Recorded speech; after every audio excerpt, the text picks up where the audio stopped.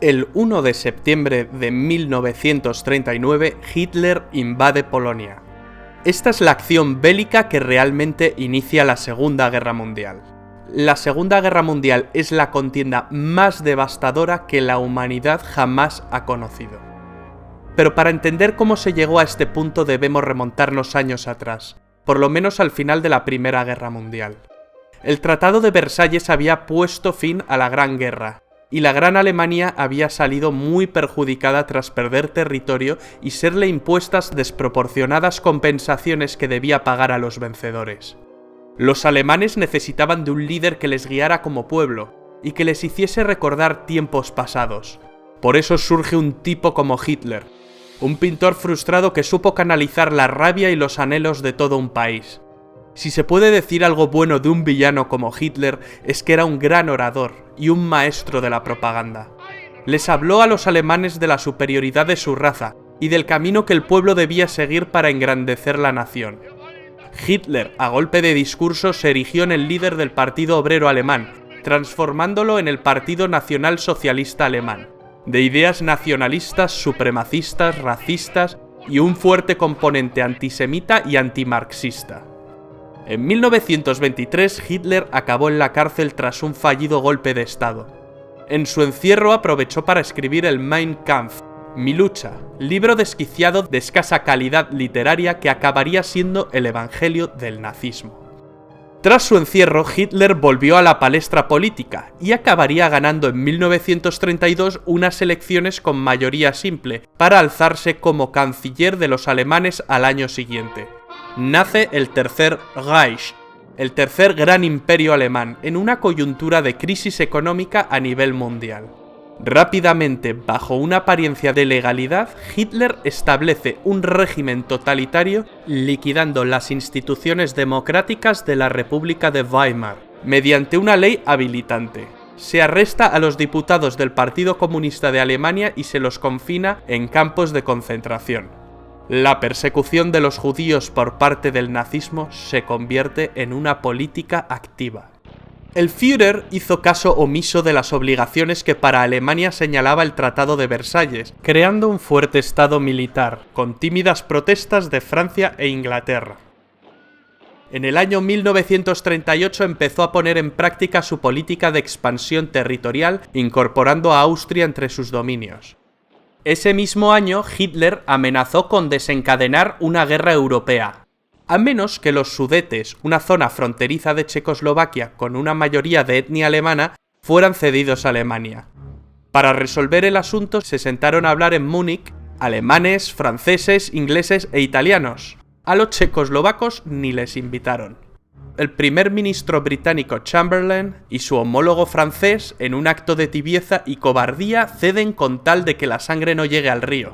Mal calculado. Al año siguiente Hitler incumple su palabra y ocupa el resto de Checoslovaquia. Churchill criticó duramente a Chamberlain con la frase «Hemos preferido el deshonor a la guerra, tendremos el deshonor y también la guerra». Y así fue. Para construir un gran imperio, los planes de Hitler pasaban por la anexión de Polonia. Polonia era un país surgido del Tratado de Versalles. Sus tierras antes habían pertenecido a Alemania, a Austria y a Rusia.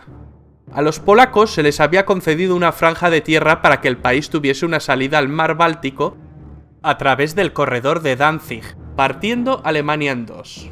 Agosto de 1939. El comunista Stalin y el anticomunista Hitler, dos líderes totalitarios, sorprenden a medio mundo con el pacto Ribbentrop-Molotov, un tratado germano-soviético de no agresión. Dos enemigos irreconciliables firmaron no atacarse.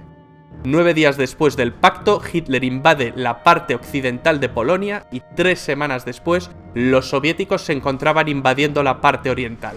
La invasión de Polonia hizo que por fin Inglaterra y Francia le declararan la guerra a Alemania. Alemania se tomó una pausa para reagrupar filas, mientras británicos y franceses se mantuvieron a la defensiva. Los periodistas llamaron a este periodo la Guerra de Broma. Los ingleses mandaron tropas a Francia para frenar a los alemanes, la Fuerza Expedicionaria Británica. Las tropas francesas e inglesas se parapetaron tras la línea Maginot, una línea defensiva construida tras la Primera Guerra Mundial que los franceses creían inexpugnable. Durante este periodo de calma, la Unión Soviética atacó Finlandia. No fue un paseo, ni mucho menos. Los soviéticos sufrieron innumerables bajas. Finalmente, las fuerzas soviéticas no cumplieron su objetivo principal, el de conquistar Finlandia. Solo lograron conquistar algunos territorios fronterizos. Hitler pensó que el Ejército Rojo era un ejército débil formado por infrahombres. El Führer, muy crecido por sus avances anexionistas y ante la pasividad de buena parte de los líderes europeos, mueve ficha constantemente. Ocupa Dinamarca y Noruega. Los alemanes finalmente acabaron con la guerra de broma en mayo de 1940, tras atacar simultáneamente Luxemburgo, Bélgica, Países Bajos y Francia. El método es el anteriormente utilizado en Polonia, la Blitzkrieg o Guerra Relámpago. Consiguieron meter sus tanques Panzer por un lugar que se pensaba impenetrable para un ejército mecanizado moderno. El bosque de las Ardenas. El ejército aliado quedaría rodeado. La batalla de Francia parecía perdida. A finales de ese mes se llevó en la ciudad de Dunkerque una dramática operación de evacuación de las tropas aliadas en territorio francés. Alemania pudo haberle asestado al ejército aliado el golpe final, pero algún tipo de milagro debió ocurrir porque Hitler dejó escapar a más de 300.000 soldados. ¿El motivo? No se sabe. Hoy en día es un debate que sigue suscitando innumerables teorías. La batalla de Francia no duró mucho más. El 22 de junio, Hitler se reunió con varios altos oficiales franceses, quienes solicitaron un armisticio. Hitler seleccionó el mismo lugar y el mismo vagón de tren donde se firmó el armisticio con Alemania en la Primera Guerra Mundial. Esta vez se invertían las tornas, y Alemania ocupa el asiento del bando vencedor. Así se puso fin a la guerra en Francia. Francia se dividió en dos, una porción ocupada que incluía París y otra no ocupada controlada por un gobierno colaboracionista con sede en Vichy, presidida por el mariscal Philippe Pétain. Se la conoció como la Francia de Vichy. Charles de Gaulle inmediatamente se declaró en contra del gobierno de Vichy y proclamó la Francia libre. Llamó asimismo a formar la resistencia francesa. Italia y Alemania, las dos potencias fascistas, estaban unidas desde 1936 en una agrupación que Mussolini denominó el eje Roma-Berlín. Mussolini, el líder del partido fascista italiano, viendo la facilidad con la que Hitler conquista países, siente que ha elegido el bando ganador. Se ha apropiado de Albania y se ha sumado a los alemanes declarándole la guerra a Francia e Inglaterra. Il Duce, emulando a Julio César, quiere ampliar más sus posesiones, ya que Italia, al igual que Alemania, había llegado tarde al reparto colonial. Sus planes pasan por conquistar Grecia y Egipto, pero Hitler tuvo que salir al quite para ayudar a los italianos, que más que una ayuda en la guerra suponen una carga. Los italianos no pueden con los griegos, pero llegarían refuerzos. Finalmente los alemanes invaden Grecia a través de Bulgaria. Mussolini luego atacaría las bases británicas de Egipto desde Libia. El objetivo era tomar el Canal de Suez, la puerta del imperio colonial británico. ¿Pero qué había pasado en Europa tras la derrota de Francia? ¿Qué fue de los británicos?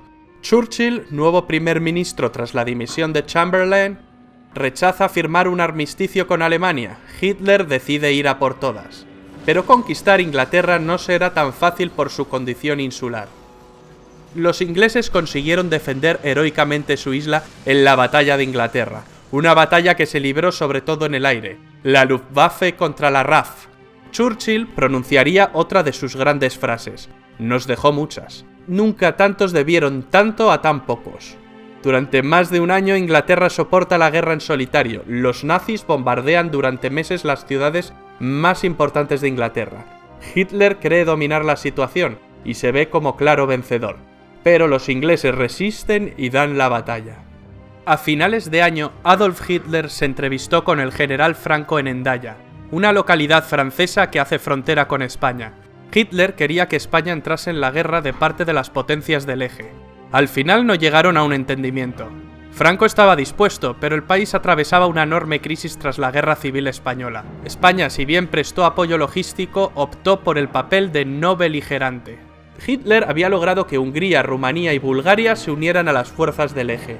Solo faltaba Yugoslavia, Un cambio de gobierno en este país precipitó su invasión en abril del año 41. Hitler soñaba con un imperio alemán que abarcara desde el río Rin hasta el Volga. Es en este momento cuando Hitler decide ampliar fronteras y emprende la Operación Barbarroja, la invasión de la Unión Soviética. La gran motivación era el petróleo ruso.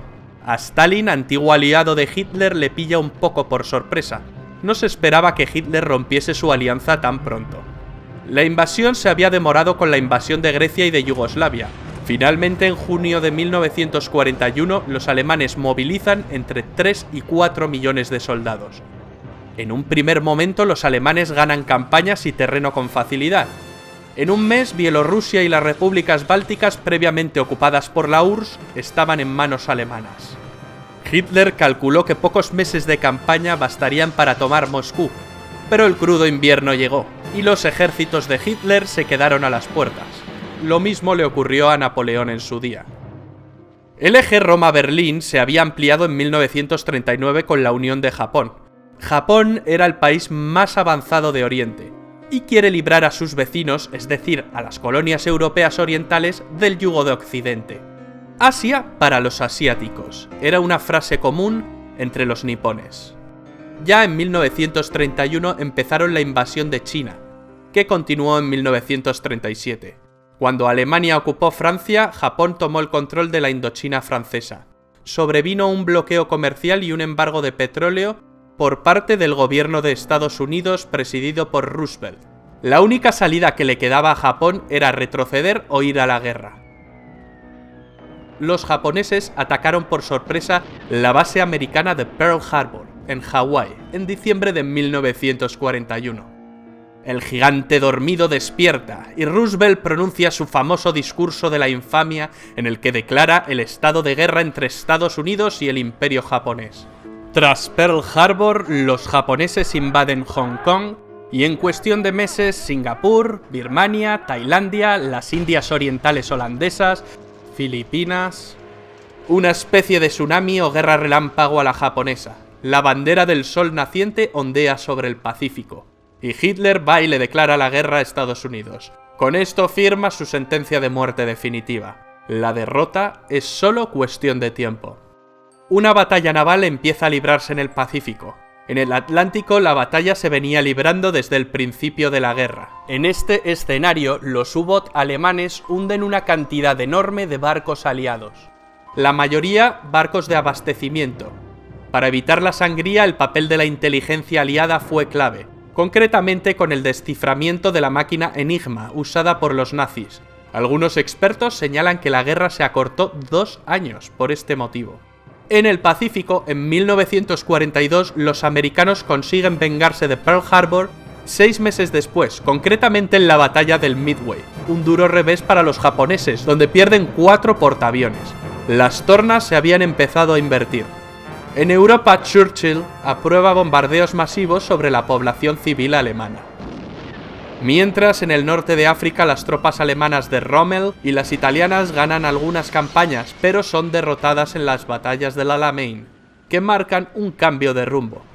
Los alemanes no consiguen llegar al Canal de Suez, y con ello el plan de Tenaza de ir a por las reservas de petróleo de Oriente Medio se desvanece. Los alemanes también planean conquistar los campos petrolíferos del Cáucaso. Es entonces cuando Hitler decide dividir sus fuerzas e ir a por Stalingrado, con el objeto de asestarle un golpe moral a Stalin, pues era la ciudad que llevaba su nombre. Mala jugada por parte del Führer.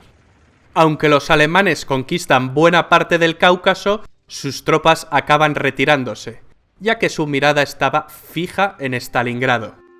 A principios de 1943, los alemanes se rinden tras la larga batalla de Stalingrado, la más sangrienta de la historia de la humanidad. La grave derrota de la Alemania nazi y sus aliados en esta ciudad significó un verdadero punto de inflexión, y fue decisiva en los resultados finales de la guerra. A partir de aquí, los alemanes ceden constantemente terreno a los rusos. En julio de ese año, los alemanes no consiguen frenar al ejército rojo en la batalla de Kursk, la mayor batalla de tanques de la historia. Ese mismo mes los aliados bombardean Roma, lo que provoca gran desmotivación en los italianos. Estaban convencidos de que los aliados nunca bombardearían la ciudad santa. Además saben que están perdiendo la guerra. Terminarían por renegar de sus antiguos aliados. Al poco tiempo deponen a Mussolini y lo arrestan. Duro revés para los alemanes, los italianos les han traicionado. El 4 de junio de 1944 los aliados llegaron a Roma y la liberaron. El 6 de junio un enorme contingente de tropas aliadas desembarcó en las playas de Normandía. Los alemanes, que ya retrocedían por el este, empiezan a retroceder por el oeste. El avance aliado es incontenible. No tardan en llegar a París. Cuando los aliados cruzan la frontera germana, los alemanes lanzan una desesperada ofensiva en las Ardenas, que no surte efecto. En el Pacífico las tropas niponas se desvanecen. Las acciones de los kamikazes solo retrasan la ofensiva estadounidense. En enero de 1945, el Ejército Rojo llega al campo de concentración de Auschwitz, Polonia, y libera a miles de prisioneros. La opinión pública empieza a conocer los horrores del Holocausto judío y su verdadero alcance. Más de 6 millones de judíos fueron asesinados por el régimen nazi. En febrero los aliados realizan el bombardeo de Dresde, uno de los mayores bombardeos sobre población civil de toda la guerra, resultando destruida casi toda la ciudad. En abril los rusos llegaron a Berlín y ganan la última batalla europea. Ese mismo mes se suceden el fusilamiento de Mussolini y el suicidio de Hitler. Finalmente la Alemania nazi se rinde incondicionalmente ante los aliados. Termina la Segunda Guerra Mundial en Europa, pero la guerra continúa en algunas zonas de Asia y Japón. Hicieron falta 2 bombas atómicas sobre Hiroshima y Nagasaki en agosto para rendir al incansable ejército del emperador Hirohito.